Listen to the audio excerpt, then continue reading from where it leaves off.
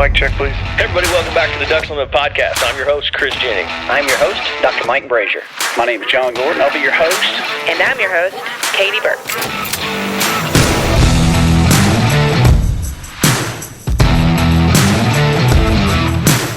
Welcome to the Ducks Unlimited podcast, the only podcast about all things waterfowl. From hunting insights to science-based discussions about ducks, geese, and issues affecting waterfowl and wetlands conservation in North America. We bring the resource to you, the DU Podcast.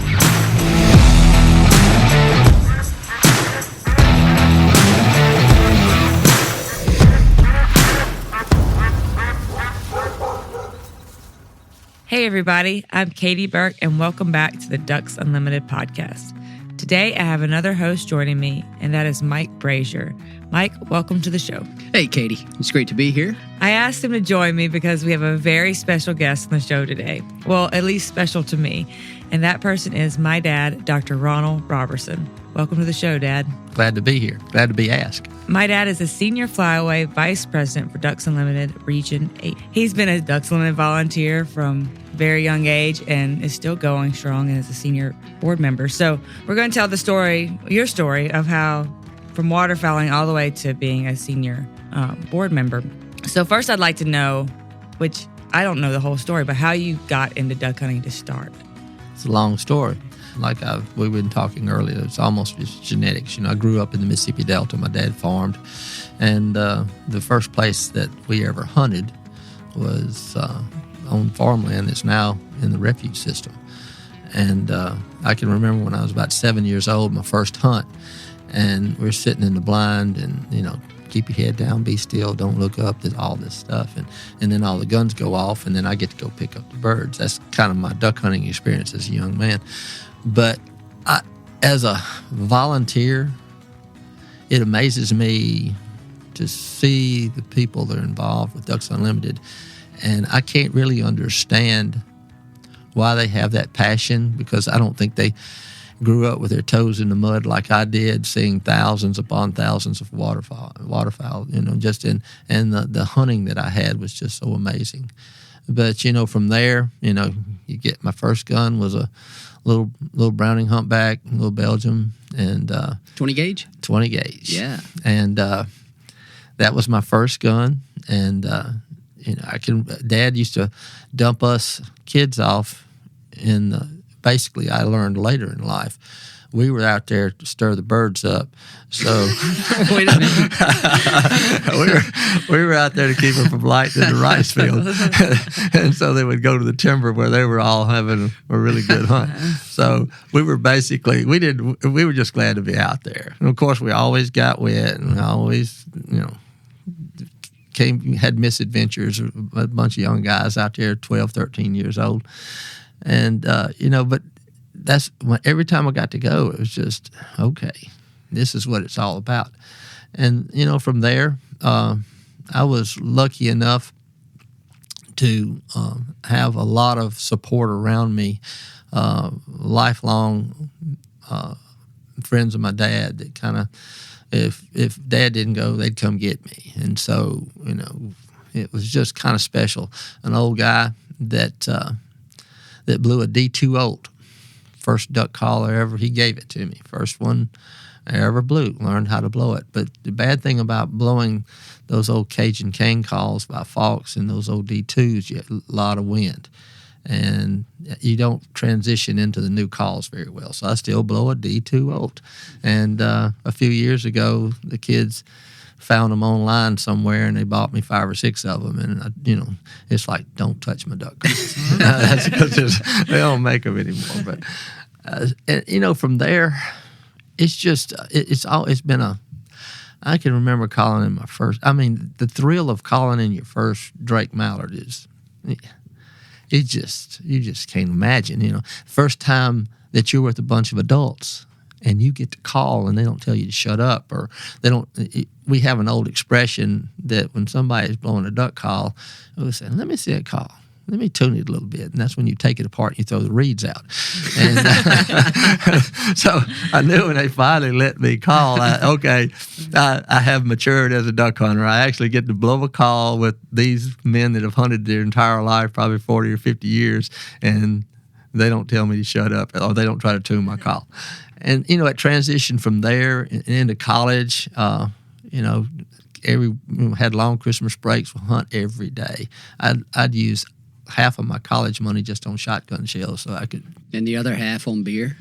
Because you went to Ole Miss, right? Didn't drink a lot of beer. Okay. I was more of a brown liquor kind of guy. By you don't those drink old, much beer now either. No. So yeah, that kind of goes. By those old glass quart Cokes, pour half of it out, pour the other half pint into it, and you look like you're drinking Coke all the time. Sure. You know the trick well. But that's what we did. But, I had a lot of friends. All my friends hunted hard, and we hunted hard every day. And we knew everybody. That's before all the duck clubs were around. And I knew all the farmers. I grew up with all of them. We'd ride around, we'd see the birds, we'd go to the house, can we hunt? And a lot of times we didn't even ask because we knew them so well, and we knew where they hunted, and they didn't want to go slog in the mud and crawl out there and lay down in the bushes and everything like us young guys did. So, and the hard thing about this, people don't understand, that was before there were four-wheel drives, before there were Rangers and Polarises and all that stuff. I mean, it was just... You had to walk. Oh, it was a mile and a half. I'm sounding like somebody walking a mile and a half uphill both ways to school. My dad had that 16th section, and then the land he owned below it that's in refuge now, from the, as we call them, artesian wells, from the wells in the Delta. We'd park at the well road, and that was last place. So it's a half a mile across the section, and then a half a mile to the end of the section, then a half a mile to the duck hole. And that was, as we called it, our decoys were the old hard plastic croaker sack, Pile them all in there, clanking, noisy, no straps, no whatever, not backpack, on your shoulder, your gun, your shells, and we had a lot of shells. Yeah. And off we go. And we did that after school every day. Yeah. After school every day. We'd get there just in time to have some shooting right before shooting hours were over with, and then pick them up, walk it back out, and get home at 7 o'clock. Yeah, times are definitely different. Yeah, and then there's the other. You talked about how you would drive a certain distance and then walk a mile and a half. Then there's the other people, like some that I went hunting with. They would drive until they got stuck, and then you'd walk the rest of the way. And interesting story about getting stuck. The homie, which was we were talking about earlier, and it used to be a private hunting club, and Dad and all his brother and his best friends and everything, we'd go down there hunting, and they were heading into the woods one day and they got stuck. Okay, run the hunt. Everybody had to walk from there, so all of them got together and they pitched all their money in. They drove up to Cleveland. They bought a Jeep, and. They get the tires on it and everything down there and everything. Here we go. Here comes the hole up front where we got stuck. Into the hole we go. We went 100 feet, got stuck. And my uncle turned around and my dad says, well, I figured that cost us about $300 a foot to get farther down the road. But when you grow up in the outdoors like I did, and one reason when I graduated from dental school and went back home is to raise my children in that environment. I mean, because I couldn't not see them not having that available to them, and on a daily basis if it was if they wanted, and pretty much that's what it is. And still to this day, all the kids. One of our biggest gathering points is at camp. That's where everybody's going to be. So. And your duck hunting passion left at least a significant impression on one of your kids. It did too. So my brother also is a big duck hunter. He didn't make his career out of it, but he's funding his duck hunting actually better probably than I am. But he did. And So 2 out of 3, it's not bad odds. Well, my oldest daughter, she would go, but she would curl up in the back of the blind and sleep. I mean, but she did go. And, you know, I was lucky enough, like I said, to have uncles and very close friends of my dad's that took me under their wings. And when I got out of dental school, Dad had bellied up in the farming business, and that's how the place became part of the refuge. And Walker, Mr. Walker, was the gentleman that bought Dad's place and gave it back to conservation, to DU. And I was lucky enough to be a district chairman at that time when we had the dedication, and it was pretty special, you know, because I'd stepped on every dirt clod in that place when it was cleaned up and everything. And to see it go back to a purpose like that meant a lot to me. But, you know, I grew up just fortunate to be in the outdoors and to see the things. I can remember squirrel hunting in, you know, early November, and duck season's coming up, and you could hear the birds out in the rice field. And it's warm enough that you could crawl down the rice levees below the rice and just crawl right up in the middle of just hundreds and hundreds. I mean, when you raise your head up, it would look black. There was so many mallards out there, and I can understand my passion for this. And I have, when I think about other people, I'm going, well, why? You know, and that's always been the strangest story to me. But when people don't grow up in it as immersed as, let's say, you did. Yeah, and you know, and they still have that same passion. It's very, very. I think that's what's great about this organization.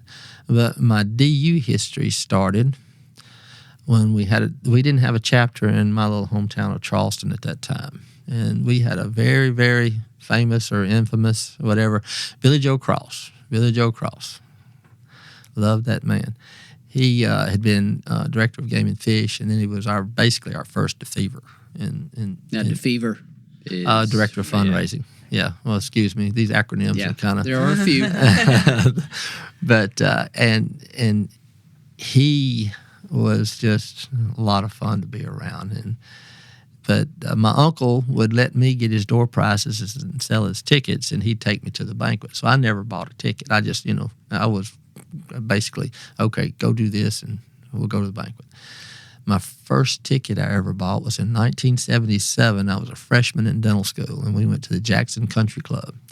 And that was way out of my element. And I was sitting there with all my classmates and everything, and come to find out there were a lot of people in dental school that had grown up basically like I had. People from Yazoo City and people from Cleveland and Greenville and all those. Wow, they did the same thing I did. And I sat on my hands all night long because I'd spent all my money for the week on that ticket, and I was afraid if anybody thought I was bidding on something, I'd have to go sell my car or something. But Did you have a daughter at that point? no, not that. Not I was a freshman. Okay. She popped my junior year. Okay. Yeah, and from there, I can remember going back to the events at Charleston, and the old reel-to-reels that we had, and John Wayne and Bing Crosby and just incredible, those people that you could, I don't know, I know they were actors, but it looked like they had a true passion for conservation, and that was pretty special. Yeah, and those were the old videos that you can still find on TV. They were the old reel-to-reels. John Wayne, They're Bing in the Crosby, museum, speaking too. of Yeah, you Ducks can see Unlimited, them. yeah. It was just amazing to see things like that because they were icons. Sure. I mean, and if an icon like that believes in this organization, okay, you know. So from there, you know, you go to your first event, and this is a hard thing I have trying to convince volunteers today as you try to give them direction or imagination or find a way to be better at what they do. I attended my first event right out of school, and I would go to the first committee meeting, and I wasn't even asked to be on the committee. I just wanted to go, and somebody finally asked me to do a job. You know, and you're sitting there wanting to do something, but one of the biggest problems that we have is we don't ask, and we don't give somebody something to do. And if you don't ask and get them involved, then they don't stay engaged. And from there, I was an area chairman in 82. And from, you just kind of move up through the ranks. And then a zone chairman, then a district chairman. And then I got out of the EU for a little while, still was an area chairman, but my kids were playing baseball and going here and going there. So you kind of back away from it a little bit because family first, But during that time, once I have an insider thing, you still always did, because I want to bring this up because it comes to be important later, a lot of youth things still. You were a Boy Scout leader. You did a lot of volunteer work. The baseball field was a huge thing. Well, I always said my kids weren't going to do without just because they were in a small town. So I built some baseball fields. And so they would have the same program I had growing up. Or in Boy Scouts, because I lost my scout leader when I was a star scout, and I'm sitting there just like right on the verge of Eagle, and I made sure my son, had that advantage to take advantage of, and he and several others got their Eagle Scout. But you didn't leave it just to us, though. You helped a lot of kids along the way. Well, not to, brag, but you took those Boy Scouts across the country. Well, and you ran that baseball field basically alone. It didn't just help your kids. It helped a lot of kids. He's being a little modest. He is. It helped a lot of kids. Well, you sit there and you think about it. These kids, from where they're from, when are they going to get to see something like this? And so we did the Boundary Waters. We did Yellowstone and Badlands. And how many kids did you take? 50. And this was part of Boy Scouts? Boy Scouts. Wow. From our little town of 3,000. Wow. 50 kids. And it was a lot of fun. But I think being an organizational guy with Ducks Unlimited kind of teaches you how to put the plan together. But and all during that time, we always had a fantastic Green Wing event, and that's when I said, okay, always go over the top. What'll happen if you go over the top with an idea? It just, everybody just appreciates it, and they stay engaged. And we'd have 75 to 100 Green Wings. And at first I did it with just our little community. Yeah, explain that event. I can't remember. I remember vaguely, but I was young. So what was that event? Because you created this event. Yeah, it first started as a, like, this the local event, okay? It was like 25, 30 young people, kids. And I said, well, we can't do enough like that. So I said, and I was a district chairman, I said, okay, let's make it a district event so we can have 100, 125 kids there, and we can get more people involved, and we could bring in more activities. We could teach them how to shoot a bow, teach them how to shoot a shotgun, have a little sporting clays, have dogs brought in, teach them how it is to handle a dog. I taught them how to climb a tree. With the tree stand, I said, "Look, this is what you do, this is what you don't do," and I'd actually let the stand fall out from under me and let the safety belt catch me. I said, "That's why you wear this." And I wasn't but 3 or 4 feet off the ground, but still, you're sitting there hanging there. And I said, "Guess what? You're usually going to be by yourself, so it's important you do these safety things." So we did a lot of things like that, and it was a lot of fun. We had a lot of artists come in. We were lucky that we had artists in the Mississippi Delta at that time. We had photographers that were really talented, and they came in and did some unbelievable presentations for us. And I think it not just was fun, it was educational at the same time. And I've always, youth and ed's always been near and dear to me because, that's our future. And it's a great to see all the young people that come out of the Green Wing varsity and university program that are actually coming into DU now and actually working for DU. But that kind of jumps way ahead of where I was. Like I said, I laid out for a while, and then I got back involved, and this was probably in the mid-'90s. And a good friend of mine was from Raymond, Mississippi, Jack Moss. And Jack and he taught me a lot about how to recognize areas that you could improve, and how you could, said these are not our dollars; these are the Ducks' dollars. We have to be as efficient as possible and make sure that all this hard work is for conservation. And he taught me a lot about that. And we would call ourselves. We became. I told you a little early when we were talking. We became the DU spies. He encouraged me and himself to go to all the other state conventions in our area, so we could see what they were doing, see what they were successful at, and see what they weren't successful at. And we could take those ideas and incorporate them into our state to make our state more successful. So, what was your position at that time when you first came back? I was still a district chairman, but then I was on the state council, and from there I went to state chair elect. Or we used to have North and South in Mississippi vice chair in Mississippi, but because we didn't want to have somebody that didn't know the ropes to lead the state. And so, Ronald, what year was that? It was 1999. I came in. Jack Moss had been state chair before me, so I had a very good foundation. Very good volunteer base behind me when I started. And back in those days, to be $1 million state was a big deal, and Jack had done it, and had some big shoes to fill. So, but we used to, before we had cell phones and everybody walked around with a tablet, and you had all these other things, and Facebook and TikTok and all that stuff. We used to publish a quarterly newsletter. And the state chair was in charge of it. And it'd be 16 pages. It wouldn't be something simple. And it was published in Batavia, New York, because we had a very good volunteer from New York that helped subsidize the publishing of it. And we mailed it out to over 10,000 members every 4 times a year.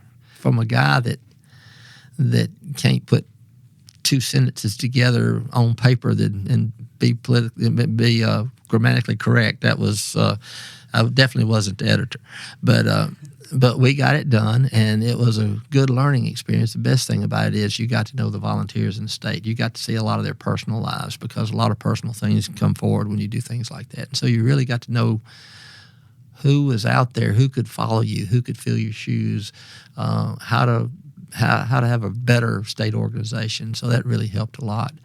When I went off as state chair, Jack Moss had gone up to what we call a regional vice president. In your region, you'll have a senior Flyaway vice president, and you'll have regional vice presidents that serve under him. Usually it's 2 or 3. And Jack was a regional VP. And it's always nice to have people on the board of directors. And I came on as an at-large VP after a year. I was state council chair which is you run the business of the state. After I came off as state council chair, I came on as regional VP. And you serve in that everything. The board has really, really changed over the last 25 years because the needs of Ducks Unlimited have changed. So it had to change to meet the demands of what our conservation efforts.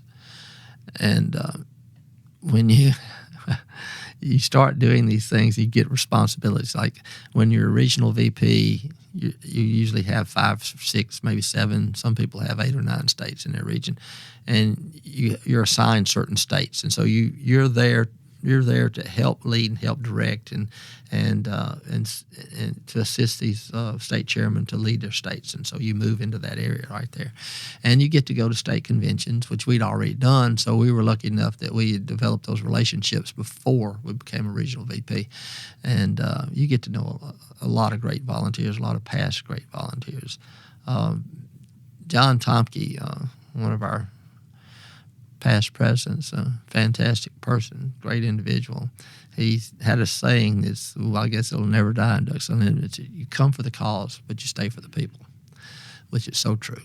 You're brought here by your passion, but you keep coming back because of the relationships and the commonality that you have with the individuals that are involved with Ducks Unlimited. And you see there, and it's like a revival. It teaches, when you're having a hard time with certain parts of this organization, the family supports you and says, okay, we can fix this, we can do this, and it's very, very important. This family that we call Ducks Unlimited exists because it, you really know that you're making a difference, and it's so important.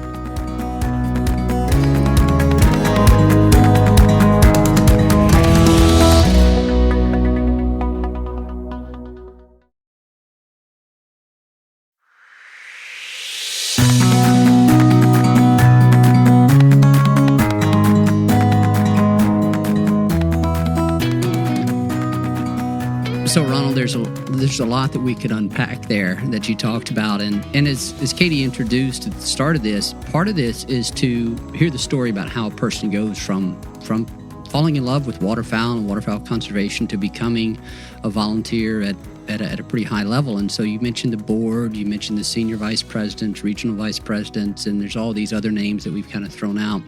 One of the things we've talked about with other guests is it makes DU who it is and what it is the role that the volunteers, such as yourself, play in this organization. Literally, volunteers in the truest sense of that word. You don't get your travel paid, don't get your meals paid to attend all these state conventions, national conventions, anything of that nature. You do it because it's important to you. It's a passion for you and your family. And I want to go back to something else that you said where I think you credited Jack Moss as encouraging you and showing you how to always look for ways and areas to improve. And so you can look at Ducks Unlimited and say, yeah, we're a really successful organization. There's another saying out there that I'm not sure who to attribute it to, but it's that success breeds complacency. When you start doing good, it's easy to just kind of sit back and say, all right, we're doing good. Let's just kind of keep doing this. And it seems like it would be doubly challenging to not fall victim to that complacency if you're relying on volunteers. But maybe it's just the opposite. Maybe if you're always bringing in good, energetic volunteers, maybe that's what keeps it going. How do you view that? The role of the volunteers in being responsible for constantly pushing this organization forward to not become complacent. What do you attribute that to? And because DU has continued to grow over the years, we've withstood depressions, we've withstood wars. How do you view all of that? Well, one of the biggest things that's left out of this entire equation is staff. The relationships I've had with staff over the years, I said the first individual that I got to know was Billy Joe Cross. I spoke at his dedication of his project at O'Keefe, and individuals like Pete Coors were there, and Bruce Lewis, and individuals that I respect greatly over the years, of both past presidents. And I'm up on the podium up there, and I'm getting ready to speak. And you pardon my little bit of off-colored sense of humor here, but my first lines is I'm sitting in between individuals like that, and I said, I think I was maybe an at-large board member. Might not have been on the board at that time. And I'm up there going to tell some Billy Joe stories. And I said, have you ever felt like a turd in a punch bowl? But I definitely didn't feel like I belonged on that podium with the rest of those people. And but they probably did. Well, they might have. But, I mean, and I presented, Billy Joe and my daughter were really, really close. And I presented Billy Joe. This daughter, Katie. I was there when he spoke. I was a senior in high school. Did he look like a turd in a punch bowl? I didn't think so. But I presented, Katie kept on stage. I probably was just mortified that he said it out loud. But Katie came up on stage and she did some artwork. It was a mallard, and gave it to Billy Joe. And I mean, he always called her his little Katie. And you sit there and talk about family. I can remember my kids, Chris and Jen, 2, 3, 4 years old, up on the table, bidding. We'd let them bid. Individuals like, Jackie Corson and Rodney Garrison, two of the best auctioneers that ever walked the face of this earth, that were just, they always knew to look for your kids. Yeah, right. Take advantage of him, things like that, you just can't can't forget. I'm going to digress a little bit and tell you about how lucky I was. I got to hunt York Woods for about 15 years. And now one of our greatest philanthropists, Jim Kennedy, owns it. And I was sad when we lost it. But it was a very sad day. And it was good, fantastic. Yeah, fantastic. Back in that time as well. Yeah, I hunted it until I was 13. Yeah. 13. But probably looking at it, the best thing that ever happened to it when he bought it, because now I know that legacy will always be there. And the way clubs fractionalize and break up and this, that, and the other, it probably never would have stayed together. And the best thing that probably, when I look at the place, I go, yeah, that's what God intended for to happen. You know, that's the best thing that happened, because it's just an incredible place. I was, and you take Mother Nature and this wonderful resource we have for granted sometimes. And I was so close. I was only 5 or 6 miles away from York, and so I'd go by myself all the time. And it was a bad night. It had freezing rain all night long, and I don't live that far away. So I hop in, I get out there, and I'm up in we called it the Ring of Fire. We call it the Ring of Fire because it was a ring of cypress trees, and you actually moved around the trees according to the wind direction. So we called it the Ring of Fire. And I'm up in the Ring of Fire. The Ducks probably did too. Probably did too. But we're, I'm up in the blind, and it's just, they're just, the sky was breaking clear behind the front, and low clouds were moving across, and it was a hard north wind, and the mallards are just dropping in front of me. I'm not calling or anything. I'm just sitting there watching. And I'm being real particular about what I'm doing, so I shoot a drake, and then I shoot another drake. And we used to have, that was on the point system at that time, and you could kill 3 if you shot just drakes, or if you had a hen, you had 2. And so that was the strangest math, though. 35 points and 35 points is 70 points, and 35 points is 105 points. I said, you know, why didn't they make them 33 1/3? That way you could come out with a dead 100 or something. but and I'm sitting there watching the birds by myself, because I was through in 15 minutes, and it's just beautiful. And all of a sudden, the cloud, that low bank of clouds moved, and the sun came up, and that orange hit all that ice and all those trees, and it just lit up. I mean, it was just, I'm sitting there, oh my gosh. I said, it just can't get any better than this. And this, I wish I had cell phones and cameras and things like that. I'm leaning back in the blind, a big old cypress tree right above my head, and I look up, and a bald eagle lights above my head. And I'm going, excuse me, Lord, I didn't mean to underestimate what she could do, but I just could not believe. In moments like that, without a gun, without anything in the world, can you imagine what life would be if you don't have moments like that? I mean, those are things that you'll never forget. It's like her first duck was right across the river from York. We'd found the birds. It was youth weekend. It's like 3 PM. And we found the birds right before, and we had to put them on our back to get them to the water shallow enough. And I have a little cousin. Well, he's not anymore, but he's an adult. But at the time, he was a chunk-a-lunk, and his dad didn't carry him. I had to carry him. I didn't understand that. Unlike children today, we didn't have waiters, so we couldn't walk ourselves side by side. And so I carried his, and everybody killed a duck, but Katie hadn't killed one. And just like 5 minutes shooting time left, she knocks a hen mallard down. And I didn't want to shoot the duck, the cripple, because it was, so I ran that duck for 20 minutes before I finally caught it. But it was the most important duck of the day. I could see her face over there every time I turned around. She was getting long-faced, and I said, I got to get this duck. So I finally got the duck, and then we took it to the taxidermist, and then he had a fire that year, and it burned her. No. And so she lost her first bird. Wow.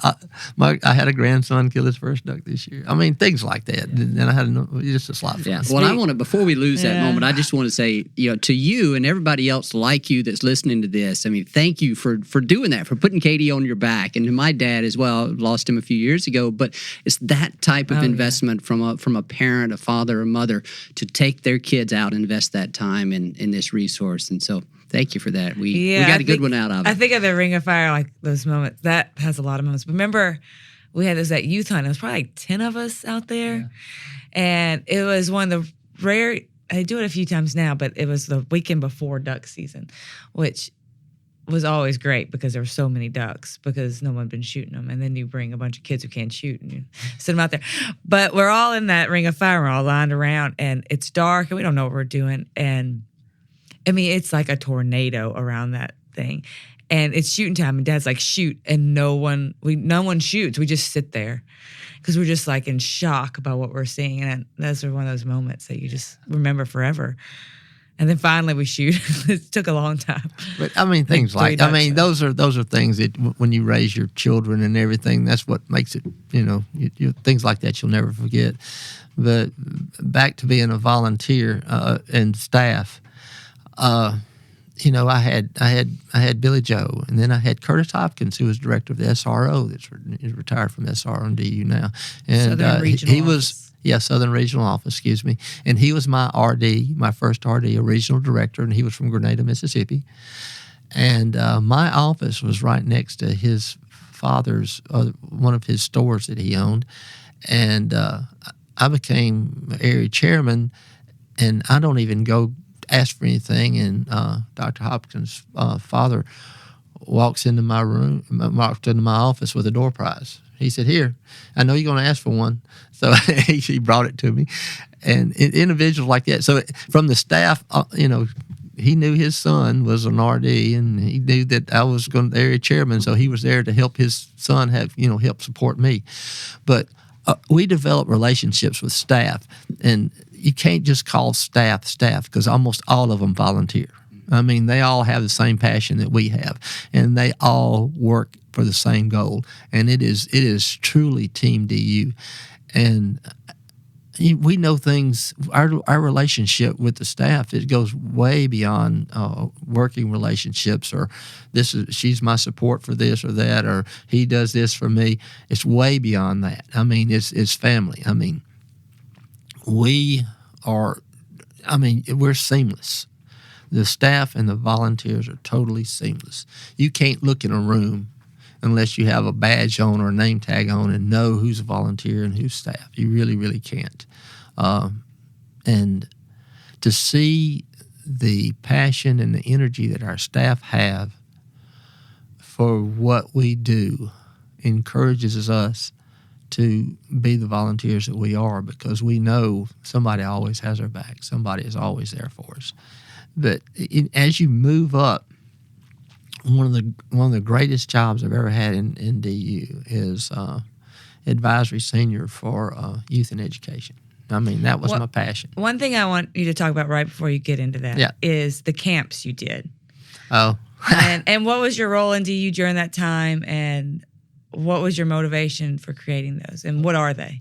Okay, when I was a regional vice president, I was trying. We had a central Flyaway. We had all the states up and down the Flyaway, and I was trying to figure out a way to introduce young people from Minnesota down to the coast of Louisiana to the Mississippi Delta. And so what my idea that I came up with and put the volunteers and all together and the staff is I would give 2 youth hunts to each state in the Mississippi Flyway. And they could come down here for 2 days, and it was their lodging, their room, their board, their meals, everything. And they could come down here. And I said, y'all can give them away, you can raffle them away, you can sell them, you can give them to some great volunteer, whatever. And so they would all show up, and I'd have 26 basically kids from all over the Mississippi Flyway and their parents, because they had to have a parent. And that we ran that for about 3 or 4 years. And we'd have 100 people in a room that I didn't know from Adam, and developing relationships with those people. I'd have little kids show up with brand new shotguns coming out of the box and still had, labels on their hunting clothes, and it was from one end to the other. The favorite story that I have coming out of of that experience was a young man named Jesse James. Honest to goodness, Jesse James. Did he live up to the name? Jesse James was from South Mississippi, and he was legally blind. Oh. And when he leaned down to sign in, he wrote in great big block letters about 1 inch tall, and he had really big glasses on and everything. And I said, "Oh, this is going." And he showed up. Well, just not mom or just not dad. He showed up with mom and dad and little brother. And I'm trying to house all these people. So here we go. Here's a whole room right here. I have to put them in and find places for them to hunt. And so that morning, I took him to we called it the Peabody, and great place, but he couldn't pick the birds up because there were too many trees and limbs and things like that. It wasn't wide open enough. So a great volunteer that we have is Stan Huner from Alabama. He's a member of that club, and then a great staffer that was there that weekend take this young man out to the blind, out in the wide open. And they put up a rowboat with the flashing wings, and he can see the wings. Well, they're calling. The birds come in, and one of them... If this story doesn't end with him shooting the rowboat, I'm going to be disappointed. No. One of them gets behind him, and the duck light's on the water, and one of them gets back there and lines him up and says, shoot. He got a Drake mallard and a Drake ringling that morning. I mean, he shot him on the water, but and when we get back to the lodge, mom's crying, dad's crying, little brother's mad, and but everybody. And I get a card. I save all the cards from all these kids. I got drawers full of them, and he sent me a card. He told me he got his Drake mallard mounted, and so I called him. I said, "Well, that's great, Jesse." He says, "How'd you mount it?" He says, "I mounted it flying." I said, "Well, I like to see a flying mallard mount." He says, "Yeah, I can put my hands on it. I can imagine what it's like to see a duck fly." Wow, that's got to be pretty cool. So, Katie, I have a question for you. You've asked your dad a couple of questions about his involvement in kind of youth activities, and so obviously that means a lot to you. Yeah. So talk about the way you saw your dad and what that meant to you to see his involvement and his investment, I should say, in not just you and his family, but other people, other kids. I mean, that says a lot about your character, but I want Katie to talk about that. It's part negative, part positive, unfortunately. So, I mean, me and my brother always talk about, we used to get so mad at him because he would win all this stuff and just give it away to other people and other kids, and we'd feel down about it because, we were his kids. We're like, why aren't we getting it? Just like, kids are self-centered, so what's what we were. But I guess, let me think of this. So it made me realize that it didn't matter that we didn't need it. We didn't need stuff. It didn't matter. And it was more important that other kids had these experiences because we were getting them. Like, we had it easy, like we got to go. There was nothing holding us back to do these things. So it mattered that he supported, particularly in our town, a town that didn't always necessarily give back to us, but he always gave back to it. And it taught me that there are bigger things than me in life, and especially kids. And that's like, if you want somebody to do something later, you want to have. It's important to get that message at them at a young age versus later in life. And I failed to mention. I said staff. Chris Cole was the staff, who still is on staff today, and Chris Cole was an RD at that time, regional director at that time, I think. I think that's how it fit. But, I mean, that was a perfect example of staff and volunteer. And Stan had been a senior VP. I mean, he'd been up and did it for a long time volunteer, a great individual to be around. He still serves on finance today. He's, and you're talking 30-plus more years than that. I'm probably 40 years.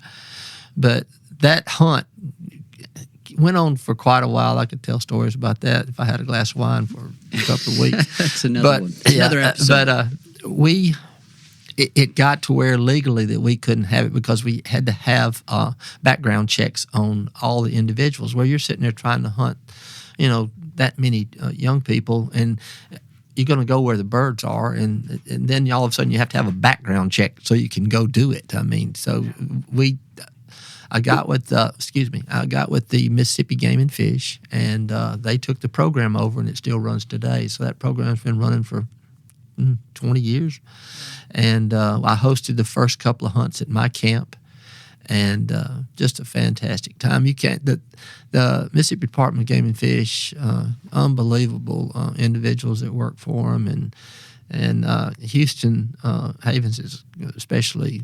I think he's one of the finest young men that they've ever had, and we have Ed Penny, who came from there, that works for us now.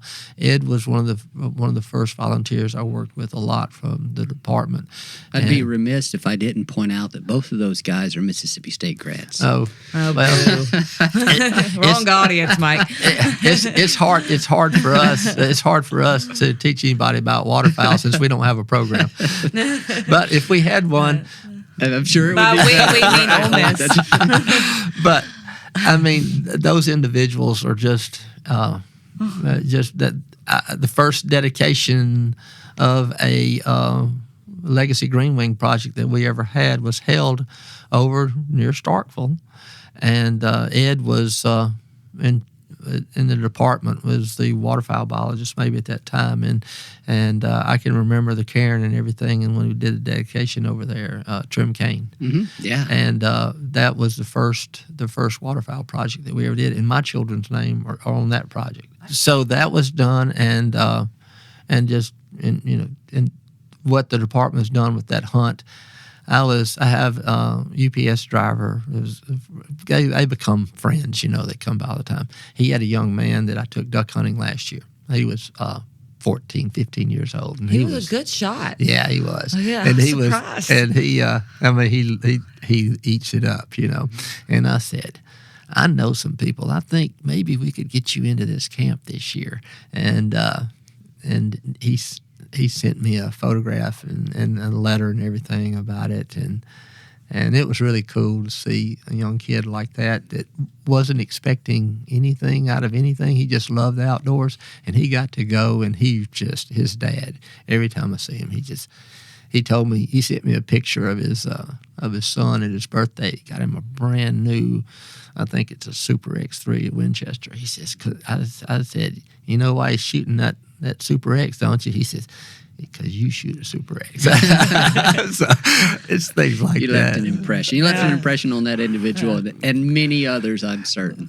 But when I got to be advisory for Youth and Ed, I had been approached about it, and I knew it was going to take, not 2-year appointment, just wouldn't do it. I knew it was going to take 4. So before you start, what did Youth and Ed look like at that time? What programs were there and what weren't? Well, just to give us an idea. The university program was there, and they had senior green wing, and then they had the regular green wing. It was a strong green wing program and a pretty active university program. And what time was this? What year? This was Early. 10, 11 years, probably 2010, 2011. Okay. Gosh. I was yeah. out of college. Oh, I think when it all started, maybe 09. Yeah. I'm not sure, Okay. something like So that. fairly recent. Yeah. But I knew it would take 4 years, and so God bless George Dunklin. He talked to Paul and they Bonderson. Paul Bonderson was the president at that time? He was president. He was elect. Church. Okay, he was president-elect. And so they got together and got me 4 years. I could not have done any of this if it hadn't been for individuals like Will Johnson, who's he's a director of development for us now. South Carolina? Yeah, that's where he's from. Or He's North back. Carolina. He's in the Carolinas. southeast coast here, and big tall guy. He's like 6'6", and I'm 5 something, and I would make him so nervous. He would pucker up so hard he just couldn't hardly get. He never knew what I was going to say when I had to do something. And but That's Will, the way we are throughout this entire episode. and Will, and then Mark Horvitz came on, and just, Mark and I have a special relationship. We've known each other for so long. And, Will was my first liaison, and then Jeff Lawrence when Will left. And they said, well, Jeff's the only guy that can do this. So, and then as Jeff came along, then I went off. When I came back on, Mark became my liaison after a little maneuvering around here and there. But a few of the ideas, Will Johnson was really the architect of third term. I just pushed it really, really hard. And third term is just amazing. It's happening this weekend. And third term is where we get a lot of... It's between, we're hoping, it's been over 250 university leaders from across the United States representing between, I think, over 50 chapters at one time. They come in for a weekend of seminars and just being with each other and learning what this chapter does and that chapter does, and it's just a great time. These people really, really network real well, and now we even have individuals here with a job type fair and everything, so they can talk to corporations and things. And I'd be remiss. We were kind of stuck.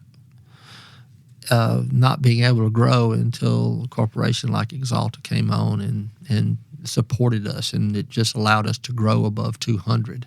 I mean, it's just unbelievable the support we've had.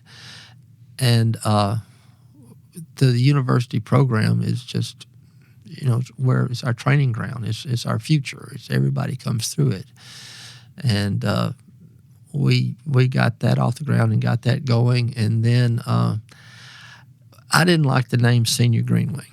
And so Will and I were talking. I said, well, everybody that's in high school or junior high wants to be part of the varsity. So that's how it became varsity. Okay. And I said, and it gives them an identity. It gives them something they can tie into and relate to. And it's a really cool logo, by the way. And they like that also. And I didn't design it, but the art department here is pretty amazing. So, they came up with that one. That is by far the best one we've got. And then our high school chapters have just gone nuts. COVID hurt us pretty good, but it's coming back, and it's coming back strong. In the state of Mississippi, to give you an example, the varsity, Green Wing, and the university program contribute over 10% of the state income. Wow. To the state, over 10%. That's amazing. 10% organic growth is not a bad thing, right? Oh, no. And then a chapter in Louisiana this year, Springfield, which is not far from where my wife's from. They just had a high school event this year that was net over $100,000. Yeah, a single high school event. Ron Bartels, Ron and Jackie. Jackie's not with us anymore, but Ron's hey, Ron, that's what he'd say. And great youth and ed volunteers. I think a lot of that passion I saw was from them and everything they've done in their life. But Ron went to a chapter in South Lafourche, and he said, the most amazing thing I've ever seen is I went to that high school event, and people I haven't seen in an event in 30 years were at that high school event supporting their grandkids. Yep. And he said it was unreal. You're tapping into family. You're tapping into family support. It's a remarkable idea, fantastic idea. And it's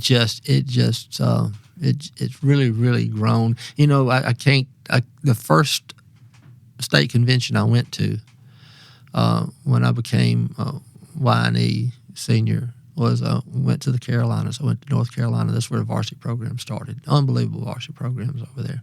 And I went over to see the framework and how the transitions worked and things like that, so I could understand it better.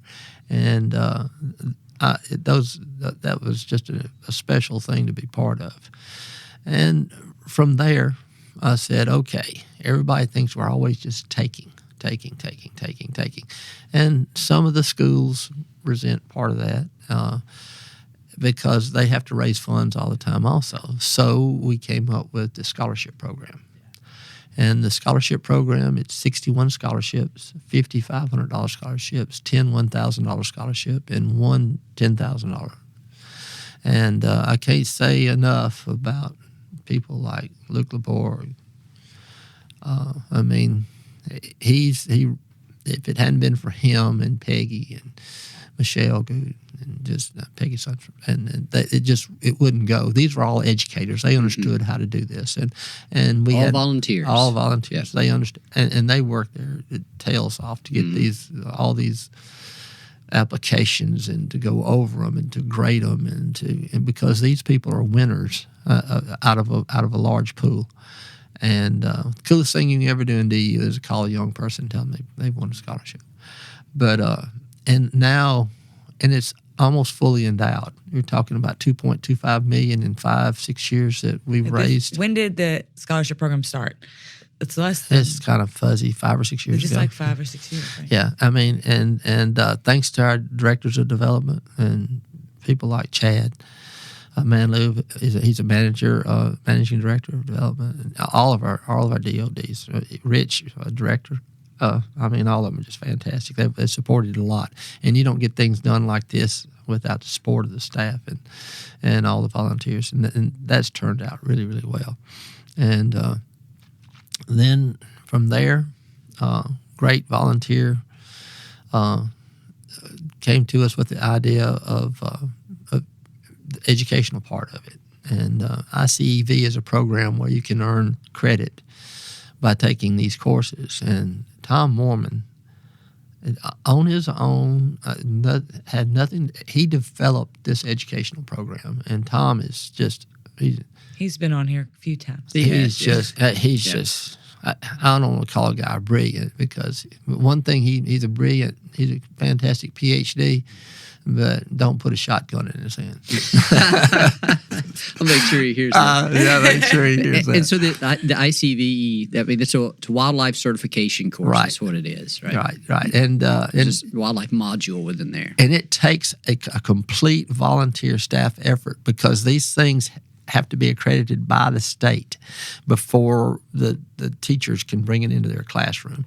And the work that the individuals have done to keep adding state after state after state is, you can take it independently, but for these educators to be able to bring it into their classroom, it has to be accredited.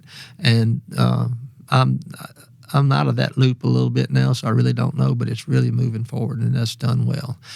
And after I left, Harold Cannon came on, and they developed a program now that's called TRAP. It's a team assistance. It helps the team, the high school, the varsity trap teams or shooting teams, raise money to support their efforts, because they have shells and travel, and some of the young people don't have guns. They don't have this. They don't have things to be able to be a member. And so this is a program that is completely, thank God for Reeds, God bless them, because they helped design these packages. Yeah, Reeds, make sure we're talking about who there. That is one of our corporate supporters, sponsors, dealer, not a manufacturer, but a dealer. Dealer, right? they're a sporting goods dealer, really, and so they have worked with us with gun raffles and gun banners and things like that. But then they came up with a banner that can be used at high schools. It has coolers and fishing equipment and things such as that, binoculars. I mean, all those kind of things. And so it is appropriate to bring into the high school arena, and it's accepted. And they came up with the TRAP program, and it allows these young people to raise $2,000 or more just off of one raffle. And the neat thing about it is, it's not like having fruit and chocolate candy and this, that, and the other. The winner is drawn. The gift is selected. It is shipped directly from Reed's to the winner of that raffle. They don't have to store anything, supply anything. All they have to do is sell the tickets and turn the name in, and that's it. Yeah, and that's another example of how we're helping to give back. You talked about the importance. It's so important. All of a sudden, they have the easiest fundraiser and attractive items. I mean, very, very attractive items. And I can't every time I think about it, I said, well, that was one of our corporate supporters actually coming to our aid and coming up with something to help us out. And it means a lot to the volunteers and staff. It's just a great thing. There's so many things going on in Youth and Ed right now. It's unreal. I mean, it's just And how many years were you in Youth Ed? Because you said you started for 4, but it was longer than 4. Yeah, it wound up close to 6. I came in and filled in for our past president, Doug Schoenrock. But the coolest thing that I ever did that gave me more faith in this United States was to go to an FFA national convention. You walk in thousands and thousands of young people. Yeah, and FFA Tens is of Future thousands. Farmers. It's like 13 or 14,000. Maybe more than that. Yeah. I I think it was more than that. I can't imagine. Mark was telling me. It's just unreal. You walk in there, and everybody in there has a game plan. They're talking about their future and what they're going to do. And they're like 14, 15 years old. I was talking to a young man. They call him, he's a decor carver from Iowa. And unbelievable, like 14 years old. And and I'm sitting there talking to him. I said, well, this, that, and the other. And then he said, yeah, I'm buying my tractor from my granddad and whatever. And I said, you're 14 years old, you're buying your own tractor. I said, okay. But I mean, you're sitting there, and every one of the young people that came by the booth, and it's incredible the stories that they have and such fine young people they are. Mm-hmm. I mean, yeah. And DU has a growing partnership with FFA, and I imagine that's why you were there. That's why I was there. I wanted to see about it. I wanted to see what it was and see how we could work with them. And when you have a senior volunteer, they understand that sometimes it's pretty important that what we're trying to build. And so it's. And the staff works so hard for that. I mean, that's the hardest 3 days. I mean, they're long days, but the kids keep you energized, they keep you going. Every one of them want that duck head. I mean, they know our brand. You don't have to educate them; they know who we are, and that's very important. And it's important for us to be there to show them that they're important to us. And since then, I went after Youth and Ed. I was an at-large, and then I came in. We had a great volunteer, Steve Cook, who had an illness, and I came in and took his place. And so I've been a senior Flyaway since then. And what I've done since then is I've always thought it's important to develop relationships. I want and communicate from the bottom to the top, top to the bottom, side to side, whatever it takes. Because the people that are in the positions that I deal with right now have already been great volunteers. They already know what DU is. My job is to make them realize that there's somebody just like them sitting out there that can be the same thing, can be me, can be Doug, can be Chuck. I mean, they can be president of Ducks Unlimited. And it's important that they understand that they always try to engage when they're around. We're sitting there, COVID, you're talking about being complacent. What the staff did during COVID was the most amazing thing in the world, how they went non-traditional. And, I mean, we never skipped a beat. We never had to lay off an employee. I mean, it was just amazing. Adam Putnam asked me, we were at a little round-robin thing, they were asking about COVID. And he asked me about it, and I said, I think we're going to be stronger. Because we couldn't traditional wasn't going to make it. We had to, and when we came out of it with so many more venues to be successful.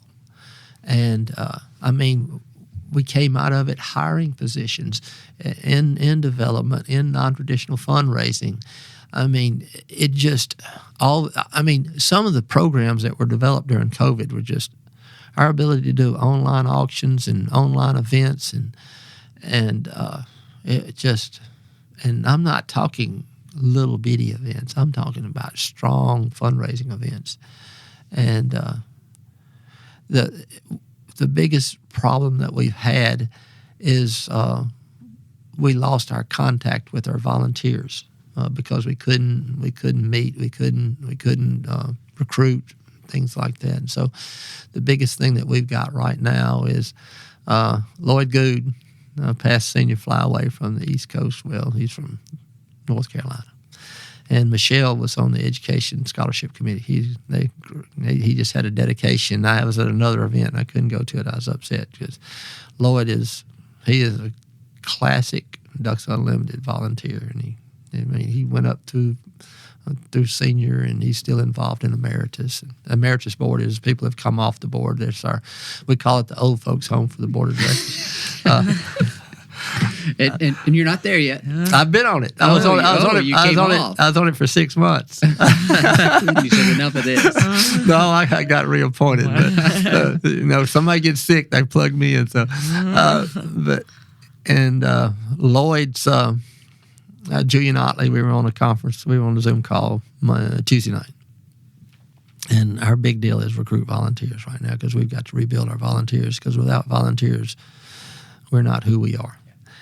And he told me that his region it doubled just by recruiting volunteers.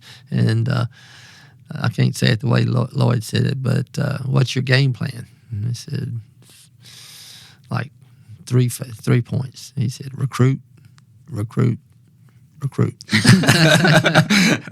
And he said, that's what we did. Yeah. And we doubled our net. We doubled the amount of money our region made while he was senior.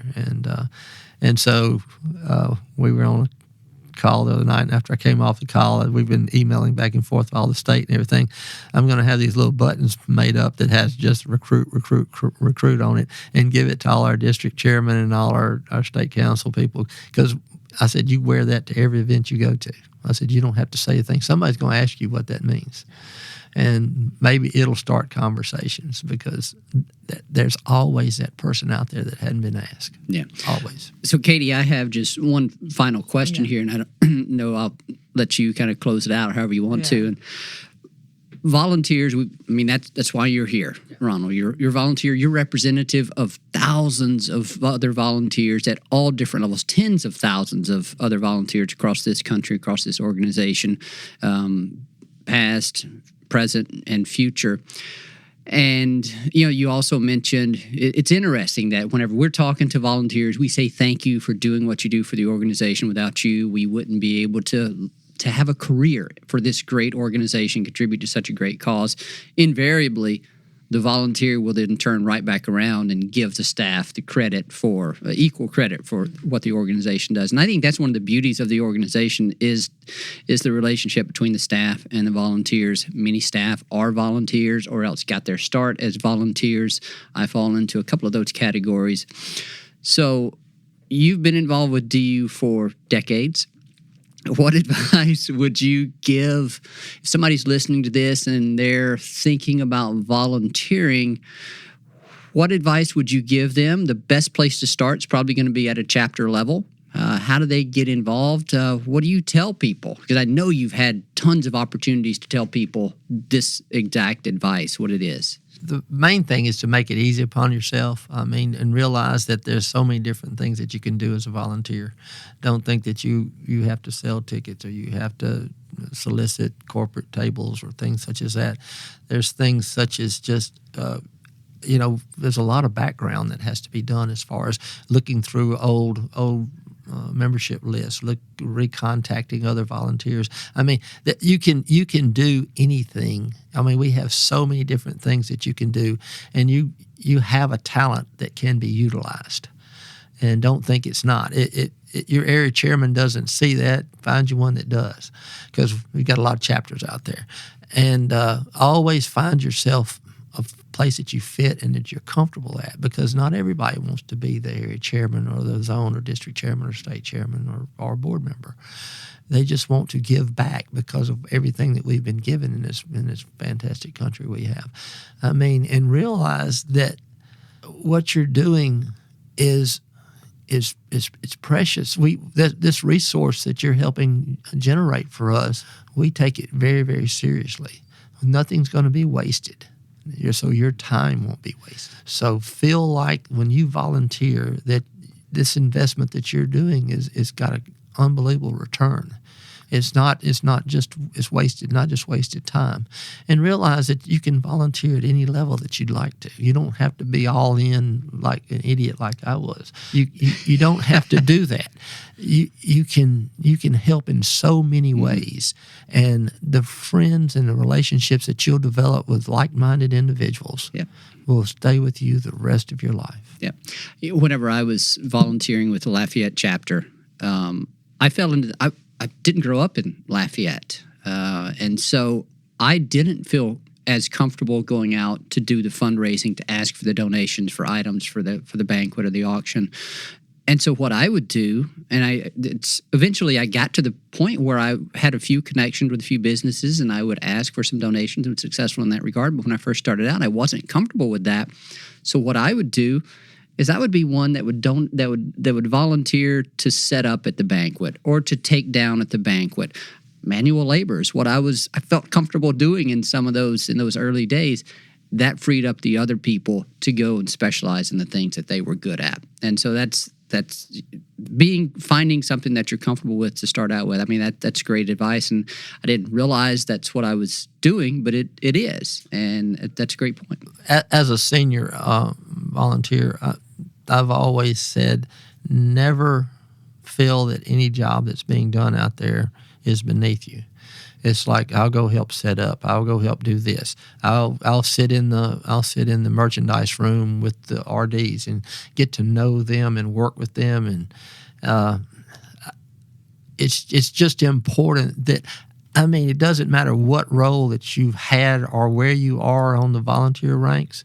Every one of us know how to do that job. I mean, because we've done it. And it's so important. It's just like I just like hanging out with the guys and building those relationships.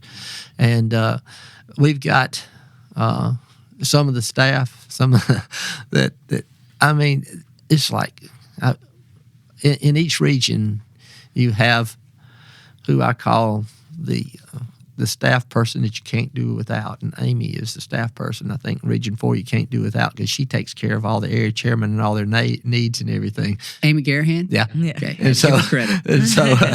and so it's like I said, hey, don't bother me, bother her. I can just listen. She can get something done about it. And building those relationships when you sit down in those rooms and everything, it's just important that you have that relationship. So when you pick up the phone and you call somebody, it's just like teaching an area chairman, that phone is always there for you. I mean, don't feel left out. And just always realize that you can do. I was rolling a table across the floor the other day and it fell on my toe and I think it broke it. And I said, you don't need to break your toe to be a volunteer. Yeah, if you're going to be dumb, you got to be tough. You know, that's just how that goes. But you know, this is such a great organization because everybody fits. Everybody has a place to fit, and you're not going to be left out, and you're always going to be welcome. I have one final question, which you probably kind of answered, but you've talked about the whole time. Each role, have you switched in your life, like your whole longevity, you've had different roles and you've moved to different places, and not necessarily always youth and ed, but we didn't talk about the shooting tournament and all that, but SHOT Show, but you've moved around. And if you have any advice for volunteers who are currently starting or been in it for a little while for the longevity of it and how to stay in, what's your advice to stay in Ducks Limited and keep going? You know, I've never had to think about that because it's always felt so natural for me to just find something to do. You were talking about the Continental Shoot. Individuals, one of the coolest things that ever happened at the shoot was watching a father-son become a father-son because they learned to shoot together. And he didn't like to hunt, but he liked to shoot. And when you realize that you do things like that as a volunteer and you have no connection with them whatsoever, and that you see that develop at a distance, you always make a difference. I mean, you always make a difference. it's just incredible. And you touch, like you said, you touch things that you don't really know you touch. You can't put words into some of this stuff. I mean, you just really, really can't. It's like when you look at your granddaughter and she smiles at you. How do you put that into words? I mean, you can, but it's never going to leave your. You see it when your eyes are closed.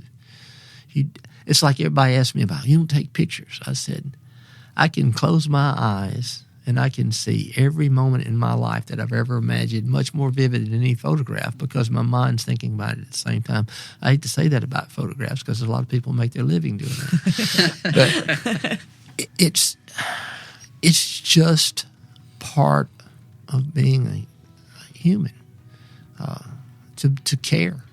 And I think to wax poetically, I think we've forgotten to care sometimes. And I've been lucky enough that I've had a family that supported me and friends that have supported me. And I never had to ask for it, which I don't know why. But I think if you're generous with your life, you get back a lot more than you ever gave. And that's what being a volunteer is about anyhow. I mean, you volunteer expecting nothing but getting everything. That's a really good place to stop. Yes, it is. Thank you, Dad. Yeah, and thank you for letting me be part of this. This is fantastic. Yeah, I figured we needed an outsider. Yeah. on our thing. Well, it was really good. I enjoyed it. Most of it I made up, but that's okay. Not a word. Thanks again, Dad, for joining us. And Mike, I'm glad you could be here as well today. Also, thanks to our producer, Chris Isaac, for putting the show together. And then finally, thanks to you, our listener, for supporting wetlands and waterfowl conservation. Thank you for listening to this episode of the DU Podcast. Be sure to rate, review, and subscribe to the show, and visit www.ducks.org/DU Podcast for resources based on today's topics, as well as access to more episodes. Opinions expressed by guests do not necessarily reflect those of Ducks Unlimited. Until next time, stay tuned to the Ducks. Stay tuned to the Ducks.